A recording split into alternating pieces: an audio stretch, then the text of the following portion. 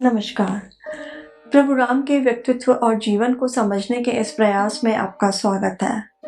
यह वार्तालाप श्रृंखला राम को जानने, समझने और मन में बसाने के लिए है। इसमें मैं योगिता पंत अपने मार्गदर्शक एवं गुरु अनिल चावला जी के सम्मुख कुछ जिज्ञासाएं प्रकट करती हूँ और वे समाधान करते हैं। आइए इस वार्तालाप का आनंद लें। बहुत बहुत स्वागत है आपका। अनिल जी, पिछले प्रकरण में आपने धर्म, अर्थ और काम के बारे में बताया, पर मोक्ष के बारे में कुछ नहीं कहा था। इसका क्या कारण है? कारण बहुत स्पष्ट है। मोक्ष के बारे में मैंने बात इसलिए नहीं की क्योंकि वाल्मीकि रामायण में मोक्ष के बारे में कुछ नहीं कहा गया।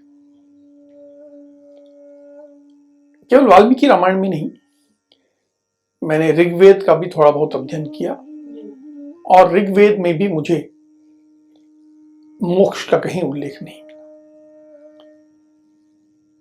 मुझे ऐसा प्रतीत होता है कि मोक्ष हिंदू विचारधारा में, हिंदू धर्म में बाद में आया।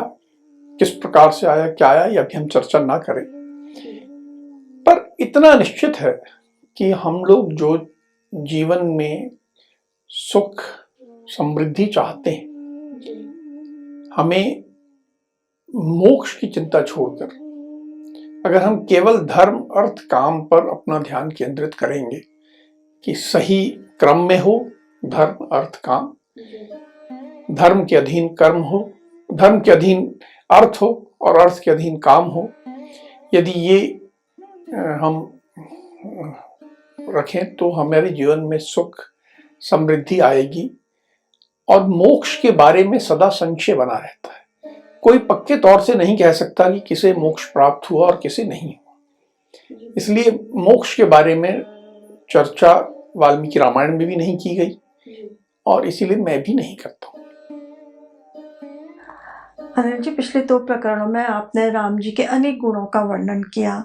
आज मैं आपसे जानना चाहती हूँ कि उनके कौन से ऐसे गुण थे जिनके कारण हम कह सकते हैं कि वे राजा बनने योग्य थे?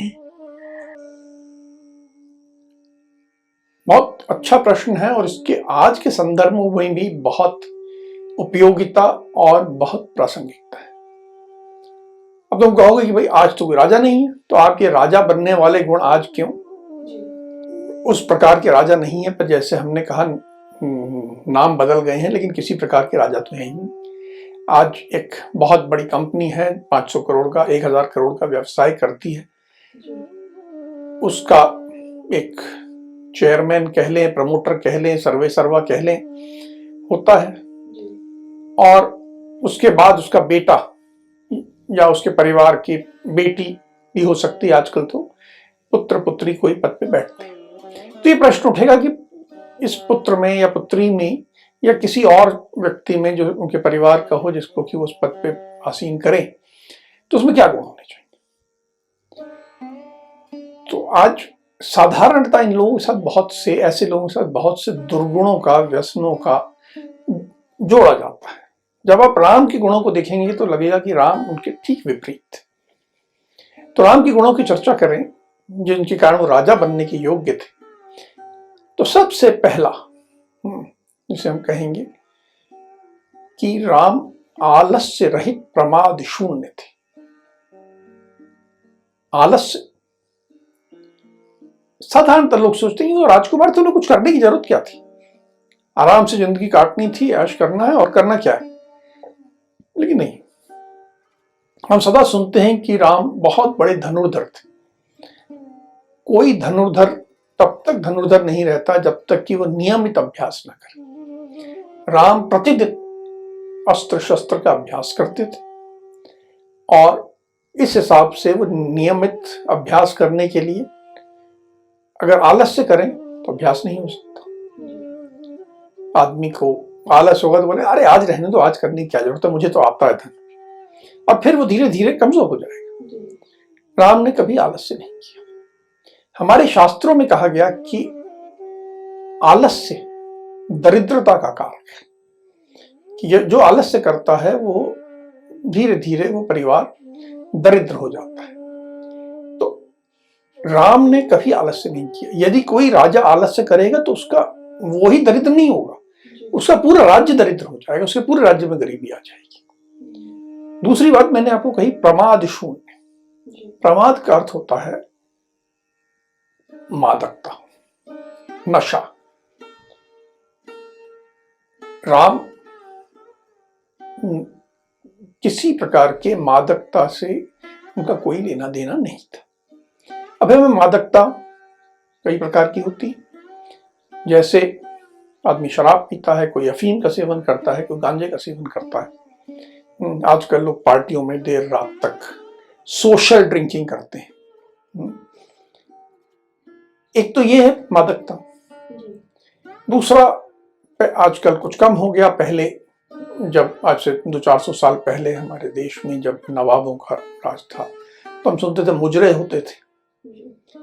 नवाबों को मुजरे में बड़ा आनंद आता था, देर रात तक मुजरे का आनंद लेते थे, तो वो भी तो एक नशा है। आज अलग रूप हो गया है, मुजरा नहीं होता, लोग कैबरे करते हैं, डिस्कोथेक में जाते हैं, पार्टी में डांस करते हैं। तो कुल मिलाके एक मादकता, जो मुजरा हो कुछ हो, काम, जैसे हमने धर्म अर्थ काम की बात की तो काम से संबंधित होती है। काम की अधिकता से मादकता होती है और उस मादकता का आनंद लेना, ये कई जो संपन्न लोग होते हैं, जो राजा होते हैं, उनमें ये दोष होता है। और ये दोष जो है बहुत गंभीर दोष है, क्योंकि जब आदमी मादकता में जाता है, रात को देर हो जाएगी तो अगले दिन सुबह आलस्य करेगा, सुबह उठ के व्यायाम नहीं करेगा, सुबह उठ के अस्त्र शस्त्र का अभ्यास नहीं करेगा, सुबह उसको पढ़ना है तो पढ़ाई नहीं करेगा, अध्ययन करना है तो अध्ययन नहीं करेगा, कहीं ना कहीं वो चीजों को टालेगा। तो प्रमाद और आलस्य एक दूसरे से जुड़े हुए हैं। इस बात एक बात मैं स्पष्ट करना चाहूंगा कि जैसे रात को निद्रा बुरी नहीं है, निद्रा करना आलस्य नहीं है। शरीर के लिए जितनी निद्रा आवश्यक है उतनी निद्रा करना देह धर्म। उसी तरह चाहे शराब हो, चाहे अफीम हो, चाहे गांजा हो, यदि दवा के रूप में उनका सेवन करना है तो बुरा नहीं है। नृत्य है, एक सीमित मात्रा में नृत्य का आनंद लेना, वो भी बुरा नहीं है। हमने कहा काम जो है ठीक, लेकिन चाहे वो शराब हो, चाहे अफीम हो, गांजा हो, नृत्य हो, डिस्कोथेक हो, कुछ भी इनमें से हो, जब वो इस सीमा तक मर्यादाओं को लांघ के पहुंच जाता है कि वो धर्म और अर्थ दोनों की हानि करने लगता है, वो नशा बन जाता है, मादकता का रूप ले लेता है, तो वो राजा को बर्बाद कर देता है। किसी भी व्यक्ति में अगर ये है तो राजा बनने के योग्य नहीं। राम में ये दोनों आलस्य और प्रमाद बिल्कुल नहीं थे। दूसरी बात, अगर हम उनके गुणों की बात करें, उनमें न दर्प था न ईर्ष्या थी। कोई घमंड नहीं था, बड़े पराक्रमी थे, लेकिन कभी उस पराक्रम का घमंड नहीं किया, ये बात हमने पहले भी कही। ईर्ष्या भी नहीं थी। ईर्ष्या यदि राजा में हो तो राज्य बर्बाद हो जाता। इसको एक उदाहरण देखिए, वर्तमान पर देखिए। इंडस्ट्रियलिस्ट होते हैं, क्लब में जाते हैं, एक इंडस्ट्रियलिस्ट दूसरे को देखता है, अरे इसके पास फला गाड़ी है, मेरे पास तो मारुति है और इसके पास मर्सिडीज है। वो ईर्ष्या में जल जाता है और उस ईर्ष्या में जल के मारुति की जगह मर्सिडीज खरीद लेता है। उसको आवश्यकता है क्या? क्या उसके संसाधन उसकी इजाजत देते हैं क्या? नहीं, वो तो ईर्ष्या में डूबा हुआ है, तो ईर्ष्या में गलत निर्णय ले रहा है। कई बार ईर्ष्या का स्वरूप दूसरा होता है, जैसे कि उसका टर्नओवर 200 करोड़ है और मेरा केवल 50 है। अब मैं येन केन प्रकार मैं भी अपना टर्नओवर 200 करोड़ ले जाऊंगा, चाहे उसके कारण मेरे को कुछ ऐसे सौदे करने पड़े जिसमें नुकसान हो जाए, जिसमें मैं बर्बाद हो जाऊं, लेकिन उस ईर्ष्या के कारण दौड़ने लग जाते। तो जहां भी किसी राजा में घमंड आएगा या ईर्ष्या आएगा, ईर्ष्या का एक स्वरूप यह भी होता है कि मेरे राज्य में मैं राजा हूं, कोई मेरे राज्य में कुछ उसको ज्यादा सम्मान मिलने लग जाता है, मान लीजिए मैं कंपनी का चेयरमैन हूं और हुआ ये कि मेरे यहाँ एक युवा लड़का है, उसको देश में बड़ा सम्मान मिलने लग जाता है, तो मुझे इससे ईर्ष्या होने लगती कि अरे मैं चेयरमैन हूं और उसको सम्मान मिल रहा है, मुझे मिलना चाहिए। अब इसके कारण मैं संगठन को नुकसान पहुंचा देता हूं। तो ये दर्प या ईर्ष्या, चाहे आज से 5000 10,000 साल पहले का काल हो, चाहे आज हो, यदि राजा के मन में ये आ गए तो राज्य को बर्बाद करेंगे। राम में ये अवगुण नहीं थे। राम में एक बहुत बड़ा गुण था, और जिसके लिए कहा गया देश काल वित्त। वो देश को और काल को समझते थे। ये बहुत महत्वपूर्ण होता है किसी भी राजा के लिए। यदि राजा किसी बाहर जाता है, कहीं अन्य परिस्थितियों में आता है, तो उसको परिस्थिति के अनुसार व्यवहार करना आना चाहिए। अपने आप को परिस्थिति के अनुसार ढाल ले, जैसा देश हो वैसा व्यवहार कर ले, जैसा समय आए समय के अनुसार अपने आप को ढाले। ये एक फ्लेक्सिबिलिटी राजा में आवश्यक है। आज भी ऐसा ही है। यदि आप एक बड़ा काम करना चाहते हैं तो आपको अपने आप को समय के अनुसार, देश के अनुसार ढालने की क्षमता होनी चाहिए। एक और बात जिसके लिए राम की हमेशा प्रशंसा की गई, उनका नाम लिया गया, राम धनुर्धर तो बहुत अच्छे थे, लेकिन धनुर्धर होना यह होता है कि मेरी खुद की क्षमता है, लेकिन एक अकेला आदमी तो युद्ध नहीं जीत सकता। युद्ध में तो सेना की आवश्यकता होती है। राम सेना का संचालन करने में, उसको गाइड करने में, उसका मार्गदर्शन करने में, उसका एक योजना बनाने में और उस हिसाब से क्रियान्वित करने में बहुत निपुण थे। ये आज भी उतना ही प्रासंगिक है। आपका बच्चा पढ़ने में बहुत अच्छा है, उसने डिग्रियां भी ले ली, सब ले लिया, लेकिन जब वो पद पे आता है, उसके नीचे 500 लोगों का एक या 200 लोगों का एक टीम है, ये उसकी सेना है। अगर वो सेना का संचालन नहीं कर सकता, सेना को एक दिशा में सही नहीं ले जा सकता, और वो केवल एकाकी जीव है, तो आपकी कंपनी को नहीं चला पाएगा। वो सेना बिखर जाएगी तो वो तो आपकी पूरी कंपनी बिखर जाएगी। वैसे ही राज्य में अगर वो सेना का संचालन नहीं कर पाएगा, खुद ही तीर चलाता रहेगा, तो युद्ध हार जाएगा। जैसे फुटबॉल में होता है, एक आदमी फॉरवर्ड बहुत अच्छा खेलता है, दूसरा आदमी है जो कि खुद तो खेलता है लेकिन उससे ज्यादा पूरी टीम को साथ लेके और पूरी टीम के साथ आक्रमण करता है, तो ये जो सबको साथ लेके चलता है वो फुटबॉल की टीम जीतती है। तो राजा में ये गुण होना कि वो अपनी पूरी सेना को साथ ले सके, उसका संचालन कर सके, उसका नेतृत्व कर सके, और राम में ये गुण था। एक बात और जो राम के बारे में कही गई जो बहुत महत्वपूर्ण है, संस्कृत का छोटा सा सूत्र है, कहा गया विद्वान वृद्धा नाम प्रति पूजका, कि वो विद्वानों की, वृद्धों की प्रतिदिन नियमित रूप से पूजा करते थे। विद्वान जिसने बहुत अध्ययन किया हो, जो बहुत जानता हो, जिसने शास्त्रों का अध्ययन किया हो, जो अनेक पुस्तकों का अध्ययन किया हो, अनेक विषयों का ज्ञान था। वृद्ध, आजकल लोग समझते हैं वृद्ध मतलब बूढ़ा आदमी, जिसकी उम्र ज्यादा हो गई, बाल सफेद हो गए तो वृद्ध हो गया। नहीं, ऐसा नहीं। वृद्ध का अर्थ यह है जिसने वृद्धि प्राप्त कर ली हो, जिसकी समझ विकसित हो गई हो, जो धर्म को, अर्थ को समझता हो और उसकी समझ वृद्धि प्राप्त कर चुकी हो। वो वृद्ध जो है, उसकी जो विकास हुआ है, समझ का विकास हुआ है।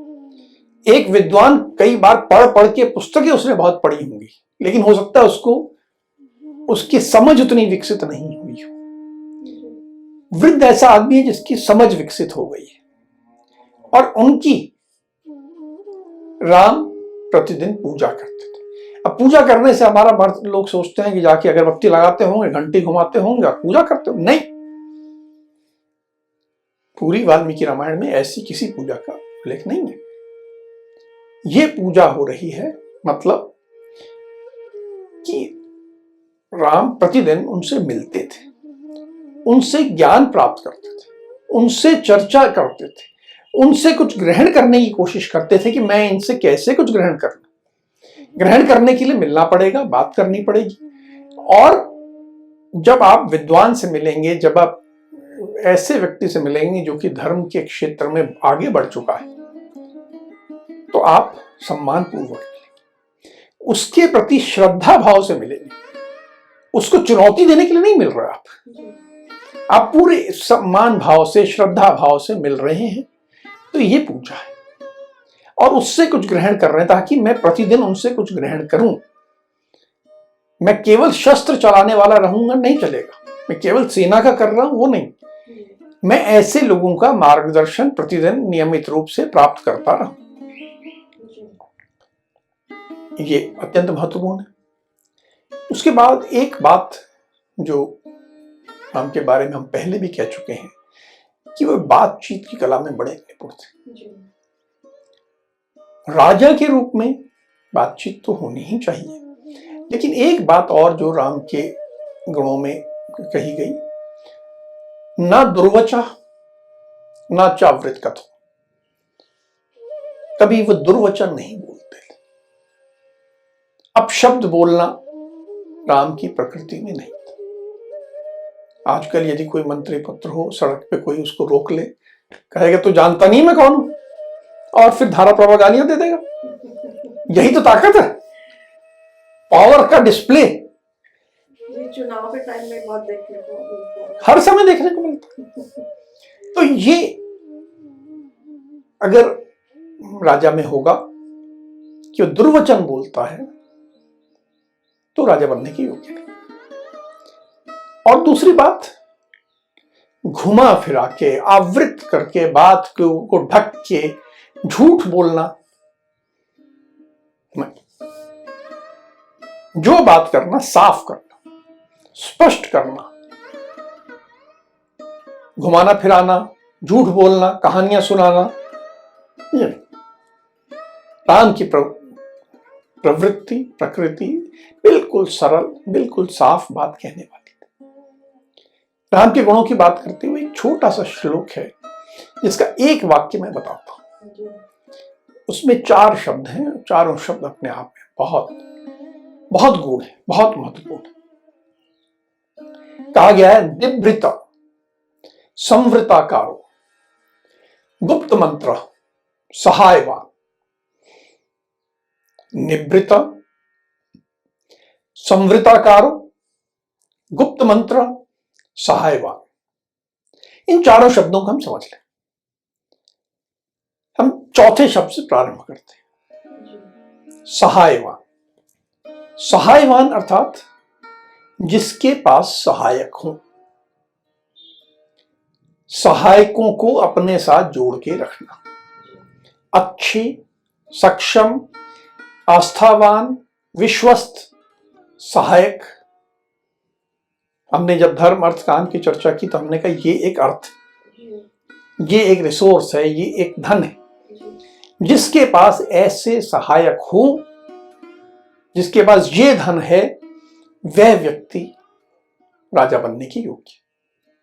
यदि हम राम कथा में देखें तो राम का सबसे बड़ा सहायक जो उनके साथ जीवन भर रहा, हमेशा उनकी सहायता की।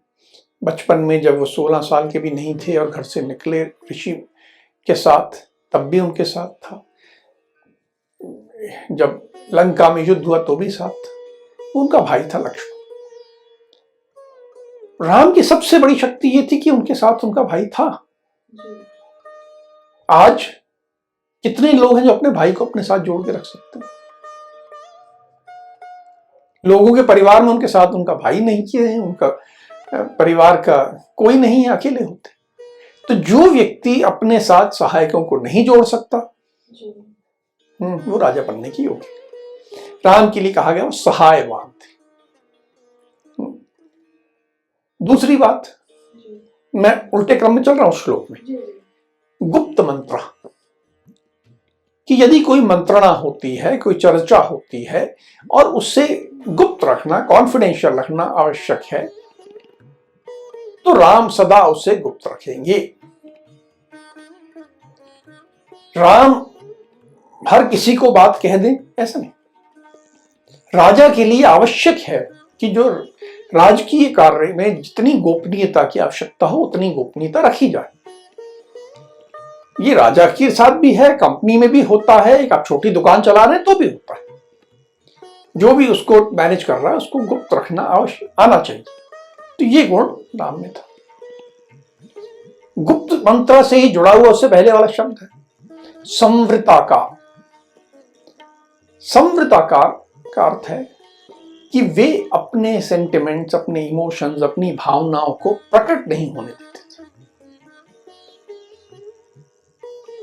ये भी राजा का भी गुण है और व्यक्ति को जीवन में होना चाहिए। कई बार ऐसा होता है कि आप किसी स्थिति में गए जहां पर आप किसी काम से गए हैं, आपको अपना काम करना है और वहां पर बहुत अपमान हुआ,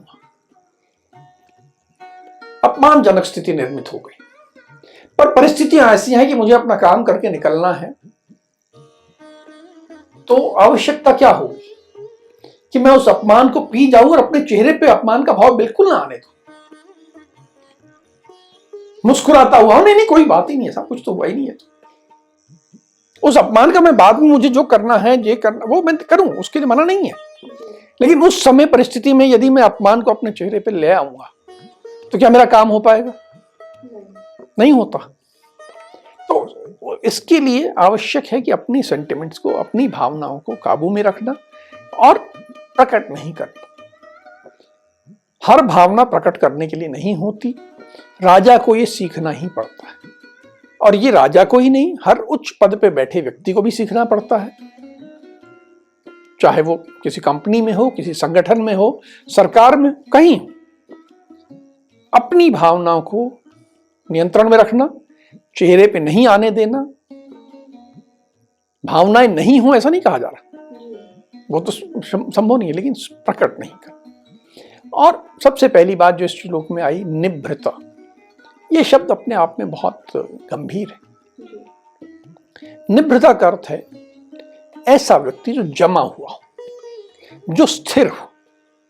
कई बार ऐसा होता है कि आप एक उच्चाधिकारी के पास गए या एक मंत्री जी के पास गए या एक किसी बहुत विशिष्ट व्यक्ति के पास गए, आपने उनको एक बात समझाई, उन्होंने आपके सामने कहा, हाँ जी मैं आपकी बात समझ गया, हम आपके अनुसार करेंगे। आप कमरे से निकले, दूसरा व्यक्ति गया, उसने कुछ उल्टी पट्टी पढ़ाई तो साहब उस तरफ मुड़ गए।